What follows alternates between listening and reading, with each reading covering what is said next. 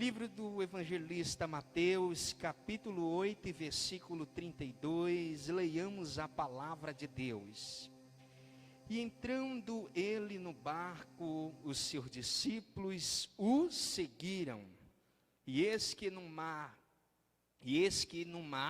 se levantou uma tempestade tão grande que o barco era coberto pelas ondas. E ele, porém, estava, em outras traduções, dormindo na polpa, né? Feche a tua Bíblia, curve a vossa cabeça. Mais uma vez, oramos e apresentamos a palavra do nosso Deus. Meu Deus, assim como João Batista disse, Pai, quando foram contra ele ali no deserto, uns chegaram com ele e disse: João Batista, eis aí um maior do que tu, João Batista. Ele prega, ele cura, ele batiza, salva. E João, olhando, respondendo com humildade e com a presença do Espírito Santo em sua vida, disse: é necessário que ele cresça e eu diminua. Assim também, meu Deus, como servo teu, Pai, eu peço mais uma vez, derrame a tua glória sobre a tua igreja.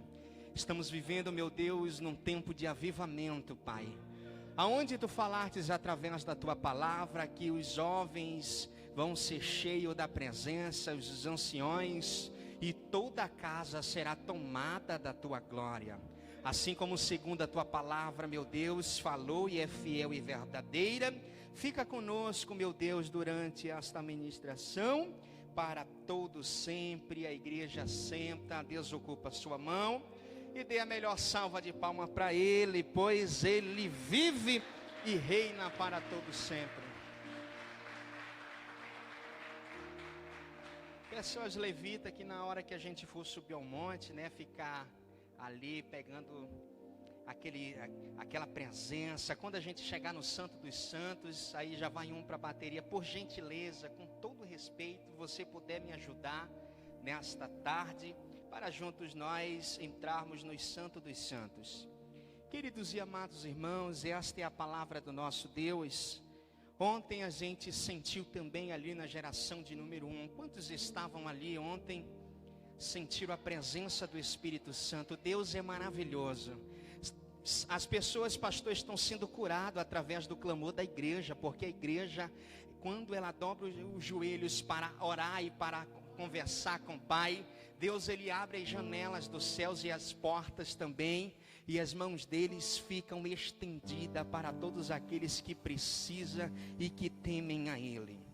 Irmãos, o evangelista Mateus, ele vai relatar uma mensagem, uma história que muitas pessoas ficaram perplexo naquele tempo. A gente vai ver que ele traz para os nossos dias de hoje, no capítulo 8, versículo 23, que Jesus, ele vai entrar no barco.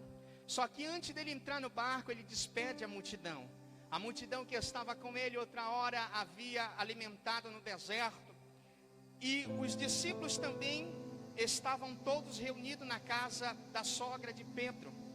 A história vai nos dizer que no capítulo 8, Jesus, ele começa a fazer milagres e maravilhas. A gente viu que no capítulo 4, ele tem a sua preparação no deserto. O deserto que Jesus passa é um deserto onde muitas pessoas não querem passar, porque além de ficarem fracas fisicamente, mas estão sendo sustentadas pelo Espírito Santo. A gente vai ver Jesus passando por grandes momentos ali naqueles minutos, quando ele estava sendo tentado pelo seu adversário. A gente vai ver que o evangelista vai relatar que vai trazer uma fé de um homem que chegou até o momento aos pés de Jesus, rogando, pedindo a sua cura. O capítulo 8 do evangelista Mateus já começa a falar das maravilhas e da fé. O capítulo 8 vai trazer uma mensagem para a nossa vida que vai mudar a nossa história. Desde a antiguidade do Antigo Testamento, a gente vê os profetas profetizando que havia um homem chamado Messias, Jesus Cristo, que ia vir salvar aquelas pessoas que estavam perdidas.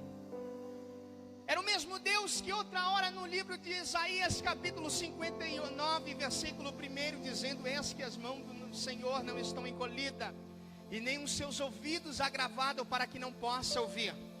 É o mesmo Deus que estavam com aqueles 3 jovens ali na fornalha de fogo. É o mesmo Deus que estavam com Daniel quando ele estava orando e foi jogado e lançado na cova dos leões.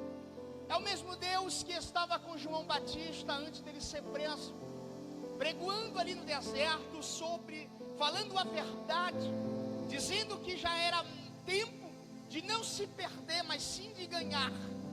Era um tempo de se converter, era um tempo de a gente se posicionar, se colocar na brecha, porque as mensagens de João Batista, os leitores da palavra do Senhor vão ver que não são mensagens muito amigáveis, que não são mensagens muito que vai chamar a nossa atenção, que vai bater no nosso ombro e vai dizer: calma, que não vai doer.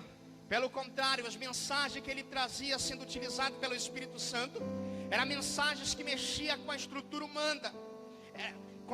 humana, era mensagem que mexia com as pessoas que estavam necessitadas de pão e água. Mas não era o pão comum, não era uma água comum, era o verdadeiro pão que ia descer do céu, é a verdadeira água que ia saciar a sede deles. E João Batista pregando no deserto, falando das verdades, ele não teve medo. As pessoas iam chegando ao seu encontro, sendo batizadas e tocadas, porque a presença do Senhor é essa. Todos que vêm para a presença de Deus, de maneira nenhuma sai vazio. Só entra daquela porta para cá e sai do mesmo jeito quando a pessoa quer. Porque quando ela é tocada pela presença do Senhor, o diabo fica desesperado, mas ele não tem brecha nenhuma, porque os seus anjos darão ordem ao seu respeito. Porque o Senhor continua sendo o mesmo pastor e nada vai faltar. A gente vai ver que quando João ele começa a ministrar e começa a dizer, e ele começa a relatar com seus discípulos, dizendo: haverá um homem chamado Jesus, o Nazareno, que vai vir e vai ministrar a mensagem de salvação, a mensagem que vai impactar muitas pessoas.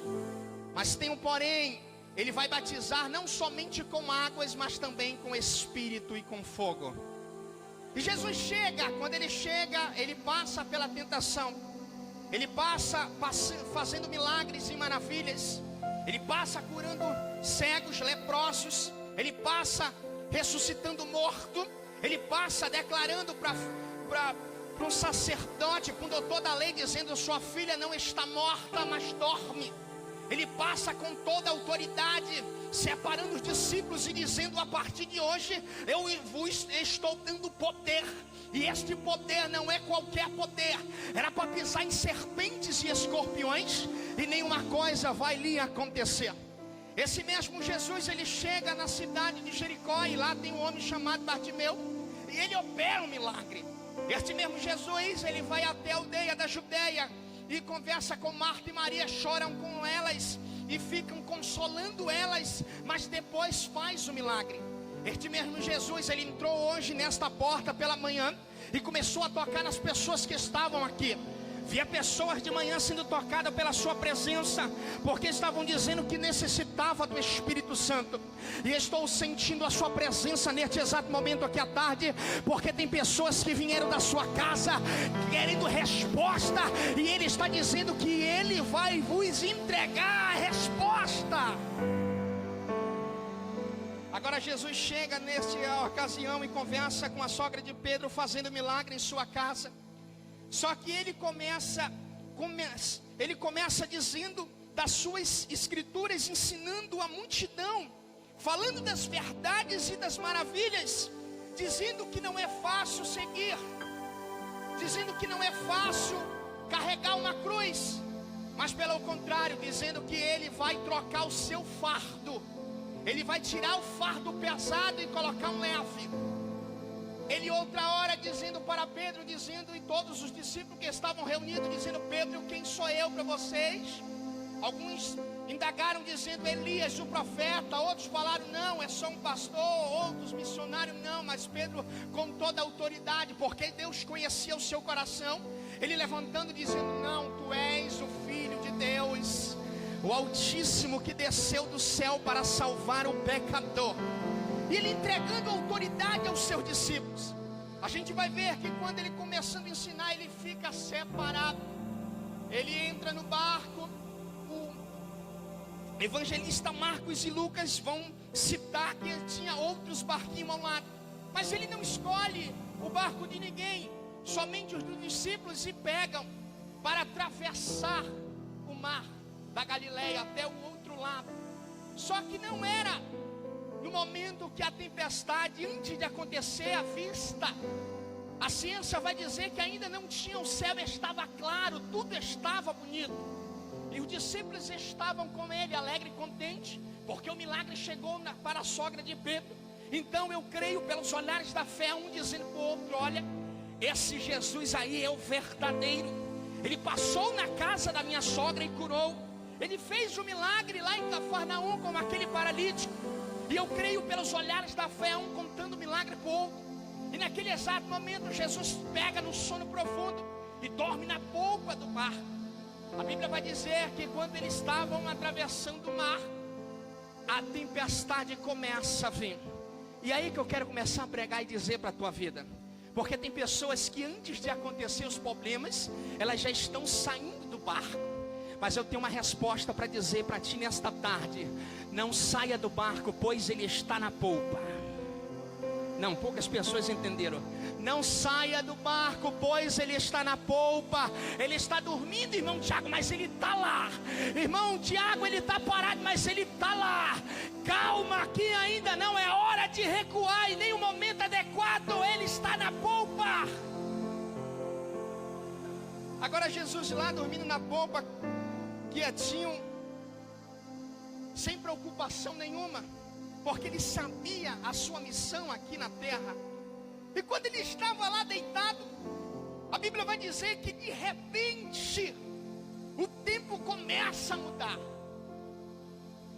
E quem é pescador aqui, quem gosta de barco, tem pessoas que gostam de fazer viagem, sabe que a viagem ela fica muito ruim no momento que o tempo climático começa a mudar. As chuvas começam, as ondas começam, a maré não fica a favor.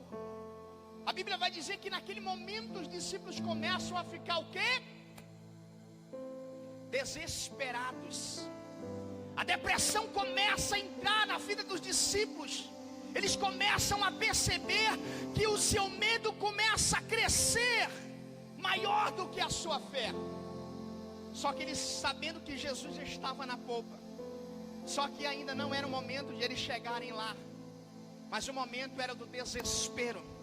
Sabe o que eu quero dizer para a tua vida nesta tarde? Que o momento não coopera, a tempestade não vai a favor, mas calma, Ele está lá. Irmão Tiago, tu não entendeu, eu tenho uma família, eu tenho um parente internado lá. Calma, nesta maré, nessa tempestade, nessa navegação, quem é o capitão está lá no barco. Ele está lá, ele não saiu de lá. Você que pensou que ele não estava lá, mas ele está lá. Ele está dormindo, mas ele está lá ouvindo tudo. Ele está lá ouvindo o teu clamor. A gente vai ver que neste exato momento, Pedro, João e Tiago, como as pessoas mais chegadas de Jesus, começam a se desesperar. Os ventos começam a ficar mais forte, a tempestade começa a balançar o barco, e o barco fica para lá e para cá, e eles não sabem como reagir em todos os aspectos ao seu redor. A Bíblia vai dizer que o barco começa a encher. O barco começa a encher de água. E Jesus, irmão Tiago, dormindo, porque ele sabia das coisas. Tem pessoas que estão aqui, o barco está enchendo, mas eles ainda estão esperando um comando. Isso, fica atento à voz do Espírito Santo, fica atento à voz dele, porque ele está no barco. Tem pessoas que entraram nesta porta e a maré não está a favor, mas continue navegando porque Ele está lá. Continue esperando porque Ele está na polpa. Continue ficando com seus olhares atentos porque Ele está lá. Não perca a fé porque Ele está lá. E no momento que a tempestade, tudo estava contra os discípulos, a depressão, o medo, tudo começou a vir sobre a vida deles. A Bíblia vai dizer que Jesus estava na polpa dormindo, o mar, as águas estavam entrando no barco. E ali um dos discípulos chega com o mestre e começa a incomodar. A palavra incomodar, ela não tem o mesmo substantivo de chegar lá com clareza, ou por favor chamar aquela pessoa, não. Jesus estava dormindo e os discípulos foram incomodar ele. Começaram a chamar. Ei, o evangelista Lucas e o evangelista Marcos vão dizer que Jesus, ele está no sono profundo. O sono de Jesus não era um sono leve, não era aquele que caía uma gota e ele acordava, não. O sono era profundo. Que você já imaginou você no barco e todas as coisas contra você e você sem rumo nenhum a sair. Então aqueles discípulos estavam na mesma. E naquele momento Jesus, ele levanta. Aí o evangelista Mateus fala que os discípulos estão amedrontados. Ninguém estava confiante, ninguém estava com fé. É aí que eu quero lançar a segunda profecia na tua vida. Ninguém acredita no teu ministério, mas ele está lá no barco acreditando em você. Não, poucas pessoas pegaram essa. Ninguém acredita lá na tua empresa que tu está subindo de cargo, mas ele está lá acreditando em você. Lembra daquele cantinho que ele quer falar contigo? Ninguém acredita que você tem uma comunhão com ele, mas ele está lá esperando você. Ninguém acredita que aquela pessoa que está entre a vida e a morte, as pessoas já lançaram a palavra dizendo já era, desiste, mas calma, ele está lá esperando você. Ninguém acredita na fé que você tem, mas ele está lá esperando você. Irmão Tiago, aquele filho está me dando trabalho demais. Ele está lá no barco esperando você. Irmão Tiago, eu estou sem nada na minha casa, mas ele está lá esperando você.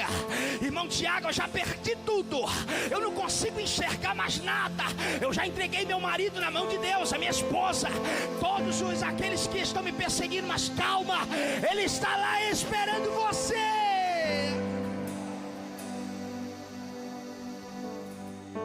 Não saia ainda do barco, ele está lá te esperando. Mesmo dormindo, ele está ouvindo o teu clamor. Se Jesus estava no sono profundo, como é que ele chegou, despertou e disse: homem de pouca fé, por que duvidastes da palavra e não tiveste fé? Como é que um homem que estava dormindo no sono profundo ia dizer essas palavras? Porque ele estava, além de sabendo os pensamentos e os corações dos discípulos, ele estava ouvindo desespero. Eu sei que há momentos na nossa vida que a gente quer gritar, quer desistir, quer largar tudo. Mas calma, a tempestade está na frente, mas do outro lado você nem sabe o que te espera. A Bíblia vai dizer, para a gente caminhar logo para a mensagem, a Bíblia vai dizer que no momento que Jesus levanta, Jesus ele tem aquela coragem, aquela unção dizendo: olha, não preocupais. Ele vai diretamente no mar, dizendo: mar, te cala, vento cessa. A natureza parou. Sabe por que a natureza parou? Porque quem estava falando ali era o homem chamado Jesus de Nazaré. Quem estava falando ali era aquele mesmo que o apóstolo João escreve no capítulo 1 e versículo 1, dizendo: o verbo era Deus, o verbo se fez carne e o verbo habitava com Deus. Eu estou sentindo a graça dele aqui nesta tarde. Eu estou sentindo o mover dele. Eu estou sentindo barulho de águas. Deus está me falando nesta tarde que tem barcos que estão contra a maré, mas Ele está dizendo: eu estou lá, eu estou lá, não preocupa, eu estou lá, eu estou no barco.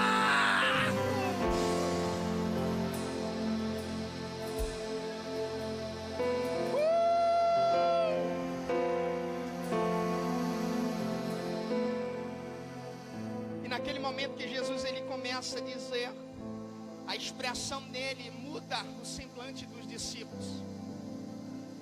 De amedrontados e medrosos, eles estão perplexos, querendo imaginar e saber que autoridade esse homem tem para mandar a natureza parar. Que autoridade ele tem para mandar todos pararem? Aí ele vem instruindo os discípulos, dizendo: a fé é a base de tudo. Tem pessoas que perderam a fé, tem pessoas que perderam aquela intimidade que Deus sempre entregou nas nossas mãos. Lembra que eu citei que Ele mesmo entregou a autoridade para pisar em serpentes e escorpiões? Lembra aquela autoridade que Jesus ele citou para que todos aqueles que acreditaram nele foram batizados em nome do Pai, do Filho e do Espírito? Eu, além de vos dar autoridade, ainda vou dar o privilégio de ser chamado filho meu. Eu estou pregando para pessoas aqui que entraram pelaquela porta pensando em parar, em desistir por causa da tempestade. Eu estou pregando para pessoas aqui nesta tarde que já tentaram sair do barco, já tentaram abandonar o barco. Mas presta atenção para a gente concluir a mensagem. A Bíblia vai dizer que no momento que Jesus manda parar os ventos, o mar, seguiu-se uma grande bonança. Não, poucas pessoas pegaram essa revelação. Sabe o que eu estou dizendo para ti nesta tarde, entrando na noite? Que depois da maré, depois dos ventos, depois da tempestade, depois da aflição, depois da dificuldade, do outro lado está vindo uma grande bonança. Fica de pé nessa noite, fica de pé. Fica de pé. Eis que tudo se fez novo. A abundância chegou. A Bíblia vai dizer que quando o inverno acaba, as coisas começam a florescer. Então a partir de hoje a tua vida será assim. Está passando pela maré grande, pela tempestade, pela dificuldade, não preocupais, porque do outro lado haverá uma grande bonança para a tua vida.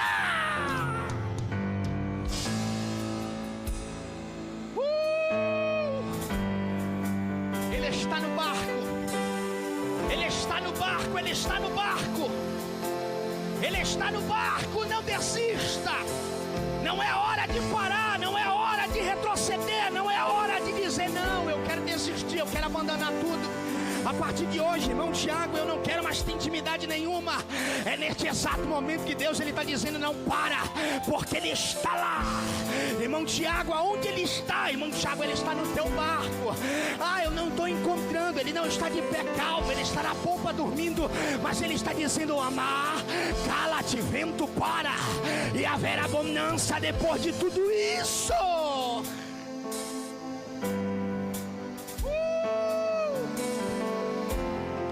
Levanta a tua mão para cima, porque a glória do Senhor, eu já consigo enxergar os céus, eu já começo a tocar nele.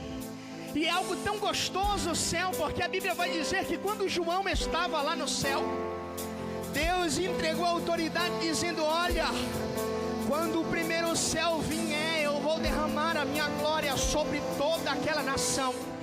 Ele revelou dizendo: olha, a profecia que o profeta Joel e o profeta Ageu lançou, apesar de eles não serem os profetas nomeados como grandes, mas como pequenos profetas, veio sobre toda a igreja do Atos dos Apóstolos, invadiu toda aquela geração. Martim Lutero disse que uma nova geração ia se levantar. John Wycliffe, John Wesley, todos eles dizendo, pregoando a palavra, dizendo: haverá no século 21 uma geração que irá expandir o mundo. haverá uma geração que ia viver o sobrenatural de Deus.